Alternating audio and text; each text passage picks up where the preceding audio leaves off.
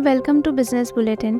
TCS के employees को office आने का अल्टीमेटम से लेकर इंडियन आईटी कंपनीज की रेवेन्यू स्लो डाउन की कुछ खास वीकली न्यूज़। तो आइए शुरू करते हैं।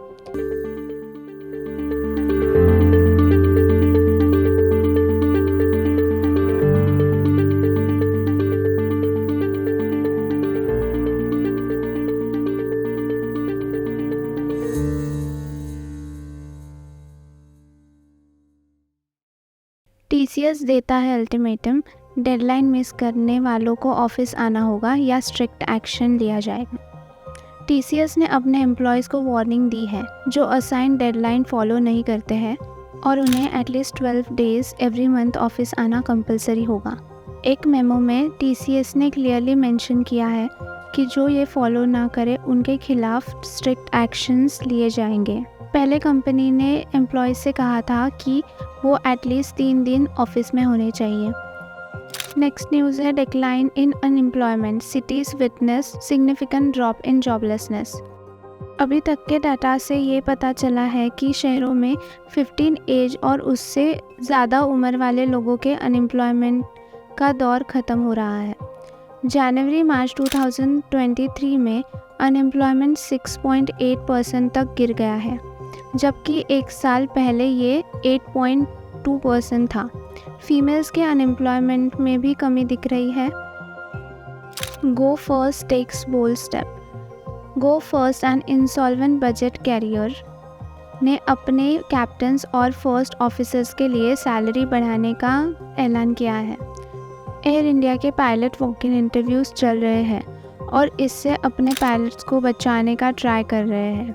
अब से 1 जून से गो फर्स्ट देगी एक रिटेंशन अलाउंस, जिसमें कैप्टन्स को महीने की 1 लाख रुपीज़ और फर्स्ट ऑफिसर को 50,000 रुपीज़ एक्स्ट्रा मिलेंगे। ब्लूमबर्ग के रिपोर्ट्स के अकॉर्डिंग ये ऑफर सिर्फ रिज़ाइन दे चुके पायलट्स के लिए भी लागू होगा जो वापस आना चाहते हैं। गो फर्स्ट सोच रही है कि उन लोगों के लिए जो कंपनी के साथ लंबे समय तक बने रहे, उनको एक लॉन्जेविटी बोनस भी दे सकते हैं। कंपनी जल्दी ही अपने ऑपरेशंस को फिर से शुरू करने की उम्मीद रखती है, अभी तक के प्लान के अकॉर्डिंग। अब आते हैं India's GDP grows bye 7.2% in financial year 2023।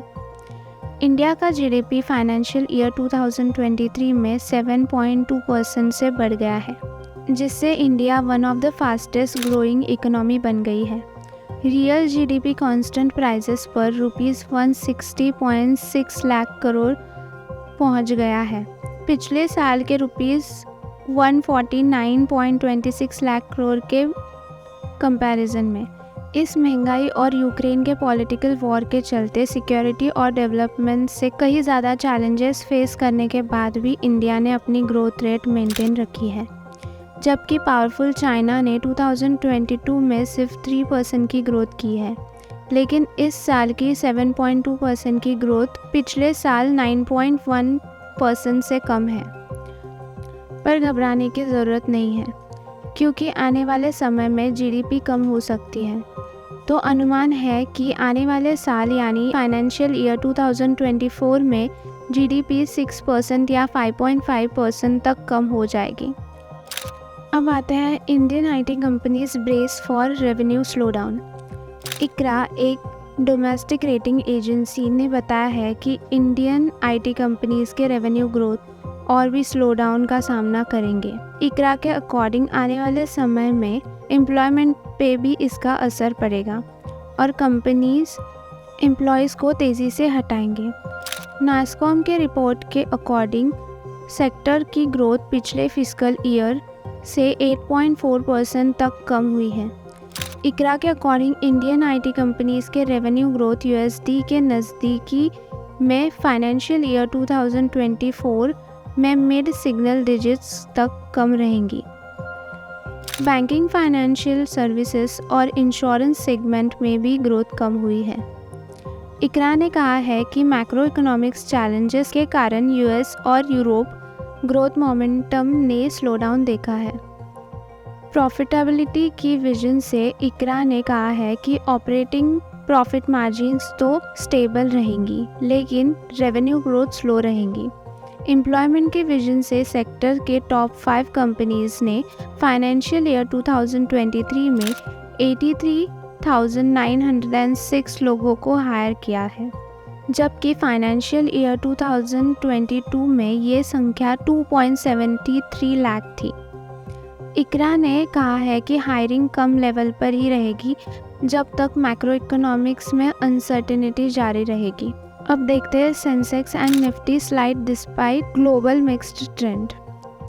ये न्यूज़ है इस फ्राइडे के ट्रेडिंग सेशन की। सेंसेक्स और निफ्टी बड़े उतार चढ़ाव के बाद ऊपर गए, मेटल, टेलीकॉम और ऑटो स्टॉक्स में खरीदी से। ऑटो मेकर्स ने पैसेंजर व्हीकल्स की स्ट्रॉन्ग बाइंग और मई में जीएसटी कलेक्शन को बढ़ाकर ऑप्टिमिज्म बढ़ाया। सेंसेक्स ने 118.57 पॉइंट्स बढ़ाकर 62,547.11 पर सेटलमेंट किया। निफ्टी ने 46.35 पॉइंट्स आगे बढ़कर 18,534.10 पर क्लोज हुआ। टाटा स्टील ने 2% तक की ग्रोथ दिखाई। Infosys, Wipro, HCL technologies, TCS, IndusInd bank, Tech Mahindra, Reliance और बजाज फाइनेंस कमज़ोर रहे। एशिया मार्केट्स में सियोल, टोक्यो, शंघाई और हांगकांग हरे रंग में क्लोज हुए। यूरोप और यूएस मार्केट भी पॉजिटिविटी में थे। अब आते हैं ऑटोमोबाइल्स कंपनी पे। Indian automobile companies witness steady growth in passenger vehicle sales. मई में इंडिया के ऑटोमोबाइल कंपनीज ने अपने पैसेंजर व्हीकल्स के होलसेल में तेज़ी से बढ़ोतरी दर्ज की है। मारुति सुजुकी की सेल्स 15% तो हुंडई की सेल्स 14.91% बढ़ी है और टाटा मोटर्स ने 6% की ग्रोथ दिखाई है। महिंद्रा एंड महिंद्रा ने भी 23% तक की ग्रोथ दिखाई है। टोयोटा ने अपने सबसे ज़्यादा यूनिट्स बेचे हैं, 20,410 यूनिट्स, और एमजी मोटर्स इंडिया ने 25% तक की ग्रोथ दिखाई है। ये नंबर्स दिखाते हैं कि एसयूवीज़ की डिमांड अभी भी तेज़ी से बढ़ रही है और ऑटोमोबाइल इंडस्ट्री में उम्मीद है कि आगे भी ये ट्रेंड जारी रहेगा। तो ये थे लास्ट वीक के कुछ टॉप न्यूज़। आज के लिए इतना ही। मिलते हैं अगले वीकली बिजनेस बुलेटिन में। तब तक के लिए स्टे ट्यून्ड।